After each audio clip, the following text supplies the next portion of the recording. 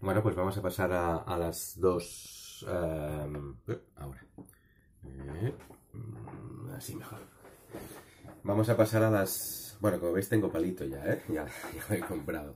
Y también, como podéis apreciar, tengo una voz algo más de cazalla de lo habitual porque aquí ha empezado a hacer frío y bueno, pues estoy un poco resfriado. O sea que, por un lado, mejor porque tengo palito para aguantar el móvil y un poco peor porque mi voz aún es peor que habitualmente.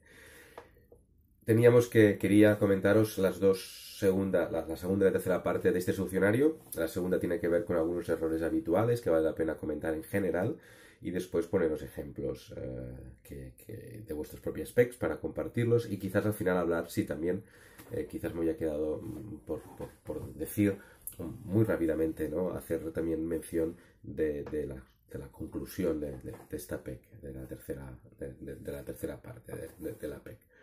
Bueno, errores habituales no quiere decir que los hayáis tenido todos, ni mucho menos, ¿eh? Quiere decir que son generales, ¿eh? Que se ha dado en más de una ocasión y que en todo caso vale la pena comentar porque refuerzan la comprensión teórica de esta parte de los módulos.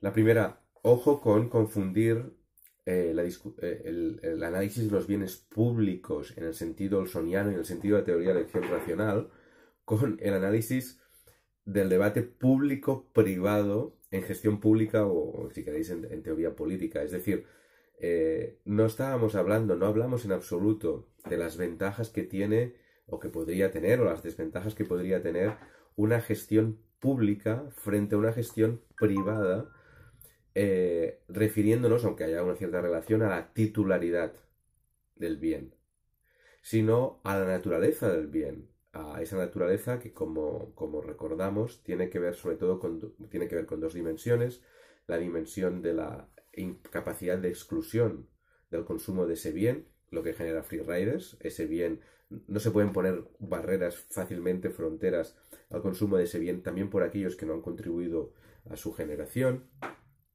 Y la segunda, ¿no? La oferta conjunta, ¿no? O digamos, el consumo de ese bien por parte de un nuevo individuo en principio no reduce sustancialmente las posibilidades de consumo del resto. Esos serían los elementos claves para definir a un bien público, y si hablamos de un bien común, lo que se mantendría es la imposibilidad de exclusión, aunque efectivamente cada vez, ¿no? A medida que más participantes, que más consumidores van añadiéndose a ese consumo, pues sí afectan al consumo del resto, ¿no? Aquí hay una rivalidad en el consumo, ¿no? Bueno, entonces, claramente, puede haber un bien público desde el punto de vista de la titularidad que sea un bien privado desde el punto de vista de la naturaleza del bien. Por ejemplo, un coche de policía es de titularidad pública, pero claramente es un bien privado, en el sentido que nos interesa a nosotros desde la teoría de la elección racional, porque la naturaleza del bien está condicionando su gestión. Entonces, un coche claramente es un bien privado, es un bien que presenta rivalidad en el consumo. Si yo lo conduzco, tú no lo puedes conducir y es muy fácil excluir el consumo, ¿no? Tienes unas llaves y otros no las tienen, y por lo tanto no es ni un bien común ni un bien público, pero puede ser de titularidad pública. Por lo tanto, no confundir en absoluto la cuestión de la titularidad con la cuestión de la naturaleza. Primera cosa. Segunda cosa que también observo que valdría la pena de remarcar. Estamos hablando sobre todo, digamos, lo que nos interesa es la gestión del recurso común y cómo esa gestión, digamos, ha acabado produciendo bien, ¿no? Una regulación desde el ámbito público con leyes, o una privatización en la que cada individuo, digamos, se ha hecho con una parte del consumo de ese bien, se ha parcelado, o una gestión comunal en la que, manteniéndose una propiedad para un conjunto de personas, sí ha habido unas leyes o unas normas que esas personas tienen que cumplir, aunque incluso esas normas no sean reconocidas necesariamente digamos, con una positivización legal, ¿no? Entonces, es importante hablar de esto, de este elemento de gestión, porque si no, nos quedamos exclusivamente en valorar, digamos, la naturaleza, ¿no? Nos interesa también el aspecto de la gestión, muy importante. O, por ejemplo, y sobre todo definir las dos cosas, ¿no? Definir también la condición, qué es lo que consideramos que es relevante a la hora de hablar de la gestión. Por ejemplo, si alguien me habla de la sobrepoblación, ¿no? humana o de la sobrepoblación en China, siguiendo seguramente el ejemplo de Harding, ¿no? Bueno, de acuerdo. Primero valoremos exactamente cuál es ese bien que va a producir, un determinado tipo de gestión que intenta superar la tragedia de los comunes. Y por qué ese bien es público o es un bien común. Es decir, no solo cuando hay un conflicto, no solo cuando hay una supuesta tragedia de los comunes, estamos hablando de la gestión de un bien.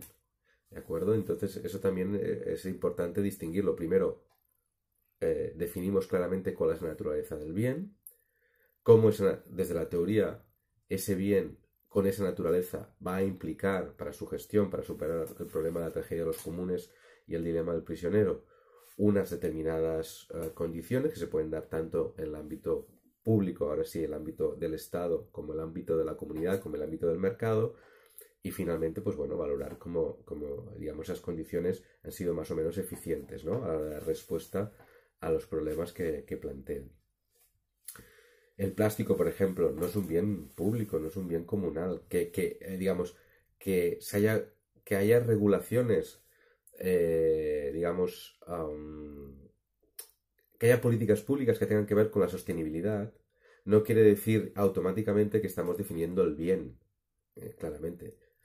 Hablar de plástico no es hablar de un bien en absoluto ni público ni común. En todo caso, lo que sí podría ser, y en ese sentido podría relacionarse con esta gestión, un bien público, un bien común, es el bien de la sostenibilidad o el bien de la limpieza de los mares o el bien de una capa de ozono que nos pertenece a todos los terrícolas, a todos los habitantes de la Tierra. Pero ojo, justamente el análisis teórico pasa también por delimitar correctamente esa teoría al caso concreto, ¿no? Entonces, es enfocado a hablar. Bueno, ¿no? Aquí el problema es el problema de los plásticos. Claro que los plásticos suponen un problema.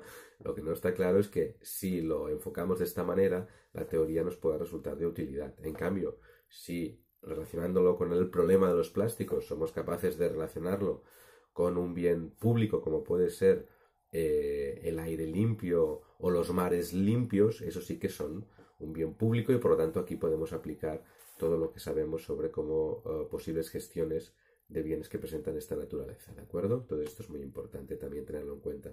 Y una tercera cuestión que tiene que ver más bien con la segunda pregunta, que es, no es un grupo latente, un grupo que haya surgido como respuesta a una política pública o algo que ha pasado concretamente. Es decir, si algo cambia y fruto de ese cambio aparece un grupo, pero no podemos determinar que ese grupo ya tuviera unos intereses comunes sobre la cuestión con anterioridad, y ese no es un grupo latente. Por ejemplo, si estamos hablando del caso particular de Gamonal, que es un barrio de Burgos, por ejemplo, ¿no? Y cómo ese barrio, mucha gente en ese barrio se organizó para hacer frente a unas políticas públicas, a una decisión del alcalde y del municipio que consideraron, digamos, negativa, que era abrir una gran avenida en medio del barrio,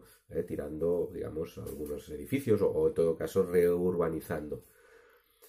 Si esa contestación pública se ha producido exclusivamente, y eso, determinar eso tiene que ver con la información de caso, pero si esa contestación pública se ha producido exclusivamente como respuesta a esa decisión gubernamental, entonces no habría un grupo latente esperando aflorar sus intereses, ¿de acuerdo?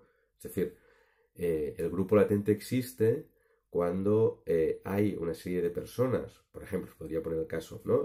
Un caso de otra PEC, ¿no?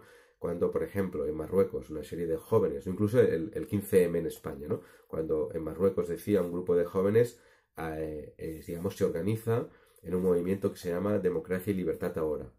Pero esos intereses que este movimiento, digamos, promueve o que defiende, son intereses que ya tenían en común estos jóvenes, que podíamos, digamos, documentar que muchos jóvenes tenían esta posición y esta posición, esta crítica al sistema, etcétera, no se veía aflorar, no se veía transformada en forma de acción colectiva hasta que no pasan ciertas cosas, ¿sí? Entonces, en el caso que os mencionaba antes, si antes no podemos documentar que hubiesen unos intereses comunes de los vecinos de un barrio en contra de una política pública que todavía no se ha diseñado, no sería un buen ejemplo de grupo latente, ¿no? Porque justamente lo que nosotros queremos estudiar es cómo, porque los individuos son racionales, a veces esa racionalidad pasa por no defender conjuntamente unos intereses que tienen en común.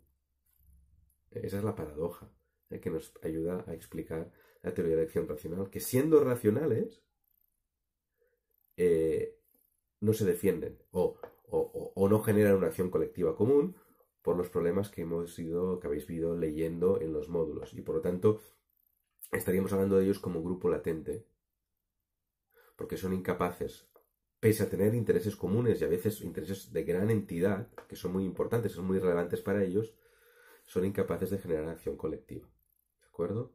Entonces, estos serían algunos de las aclaraciones generales que vale la pena pues, subrayar sobre esta PEC.